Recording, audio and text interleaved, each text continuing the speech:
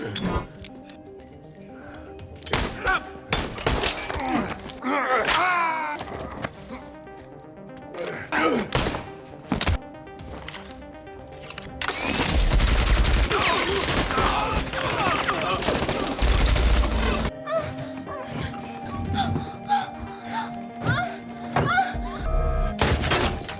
moviezentre here.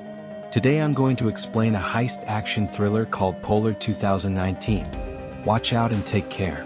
Retired assassin Michael Green thinks he's living the good life, until a deadly squad from Damocles crashes his party. Led by the seductive Cindy, who lures him in with charm before the kill, they ambush Green in his villa.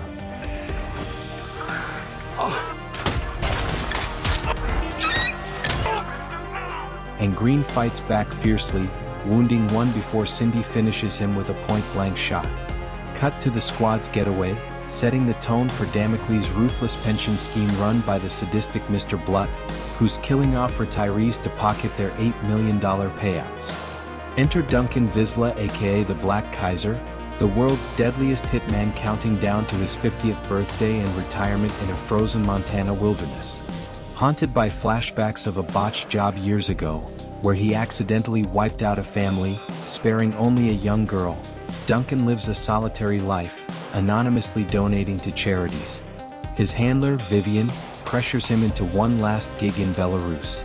Duncan gears up with precision.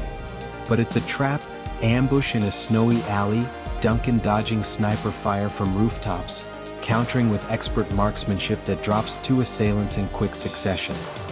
He escapes, realizing Blutt's turning the tables on him. Back in Montana, Duncan befriends his reclusive neighbor Camille, a photographer grappling with trauma. He teaches her to shoot, forging a quiet connection amid the isolation.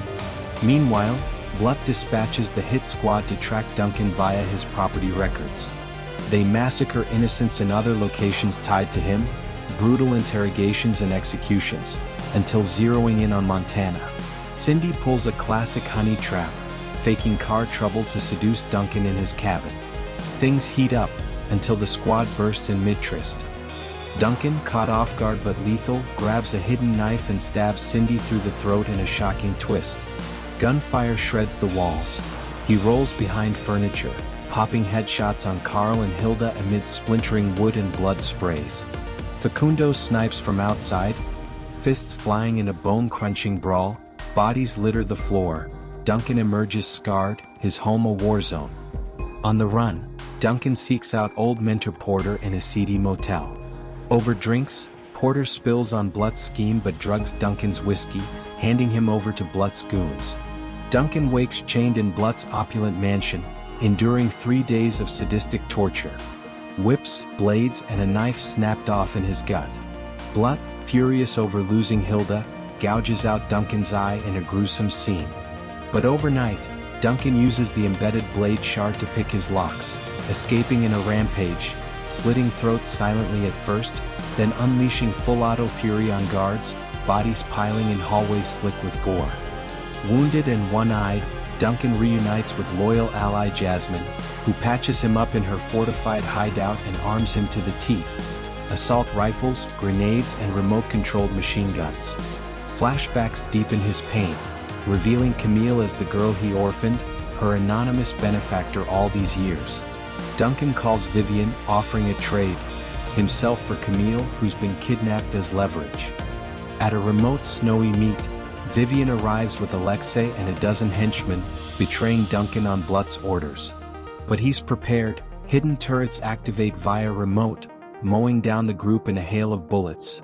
Bodies jerk and fall in the wideout, blood staining the snow red. Alexei charges through the barrage, but Duncan finishes him with a brutal neck snap. Vivian, gutshot and dying, confesses Blutt's location before expiring. Storming Blutt's mansion like a one-man apocalypse, the remaining henchmen flee in terror at the sight of the Black Kaiser.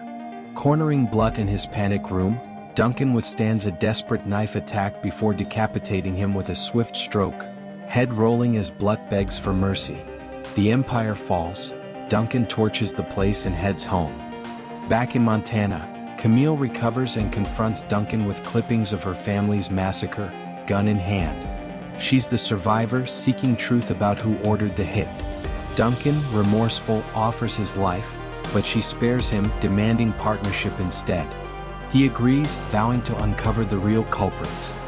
Fade out on their fragile alliance, the cold wilderness mirroring their unresolved fates. There you have it. Polar is a visceral ride of vengeance and regret, with Mickelson's stoic killer stealing every frame. What's your take on that wild twist? Sound off.